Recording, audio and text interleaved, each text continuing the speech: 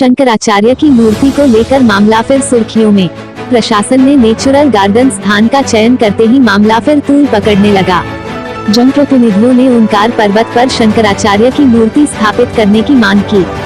वर्षों से भारतीय जनता पार्टी द्वारा ओंकारेश्वर में शंकराचार्य मूर्ति स्थापित करने को लेकर प्रयासरत है। मुख्यमंत्री शिवराज चौहान द्वारा यहां बड़ा भव्य कार्यक्रम भी इस मामले को लेकर कर अनेक घोषणाएं कर चुके हैं। काजू पर चल रहे शंकराचार्य मामला में शासन प्रशासन अभी तक यह तय नहीं कर पाया कि मूर्ति कहां स्थापित करें। मुंह देकर लगभग 5 एकड़ में बने नेचुरल गार्डन को प्रशासन ने शासन के माध्यम से स्थापित करने का सुझाव दिया, जो फिर तूल पकड़ने लगा।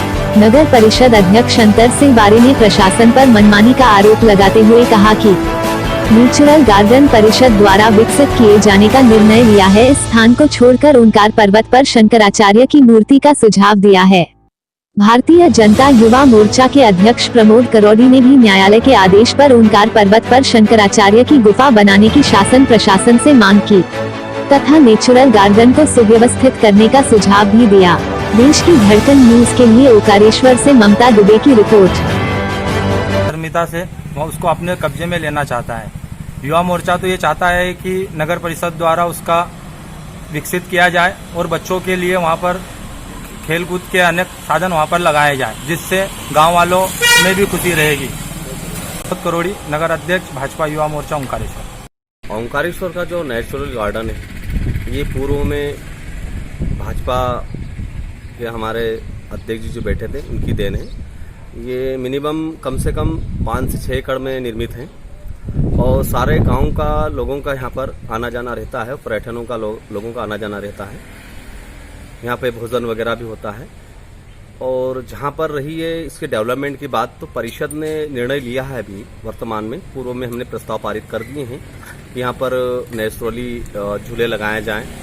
और रही बात अन्य जो संस्थाएं इस प्रकार से जो मांग कर रही हैं, उनका भी स्वागत है, लेकिन नेचुरली गार्डन को किस प्रकार से हम हानि नहीं होने देंगे, ये परिषद का भी संकल्प पारित किया है। और अगर ऐसा होता है तो जन सामूहिक के रूप में हम विरोध भी करेंगे।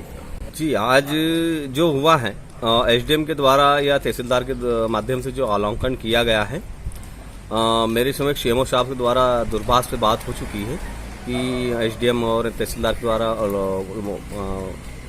मिला है, लेकिन हमसे उससे सहमत नहीं है।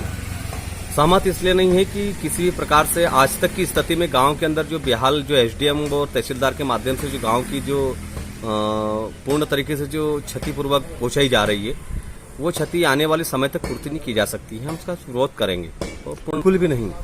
जिस तरीके से भाजपा शासन में, और मैं भी भाजपा शासन से अध्यक्ष हूं, पर जिस तरीके से और पैसे का दुरुपयोग जो हो रहा है, ना तो किसी प्रकार से जनप्रतिनिधि को विश्वास में लेके कार्य किया जा रहा है, ना किसी पत्रकार को विश्वास में लेके कार्य किया जा रहा है, और ना ही किसी गांव के लोगों को विश्वास में लेके कार्य किया जा रहा है। और कार्य इतना घटिया पूर्ण निर्माण किया जा रहा है। जिस तरीके से आप गौमुख घाट देख सकते हैं, और वर्तमान की स्थिति में जो मंदिर ट्रस्ट के अंदर जो वर्क चल रहा है, गर्भगृह का चल रहा है, ये पूर्ण तरीके से पूरा घटिया निर्माण चल रहा है। और बड़े जो पर्यटन विभाग के जो कर्मचारी के द्वारा जो उनके बड़े आकाओं को जो जिस तरीके से प्रोसेस किया जा रहा है, तो उसमें भी कहीं न कहीं मिलीभगत है।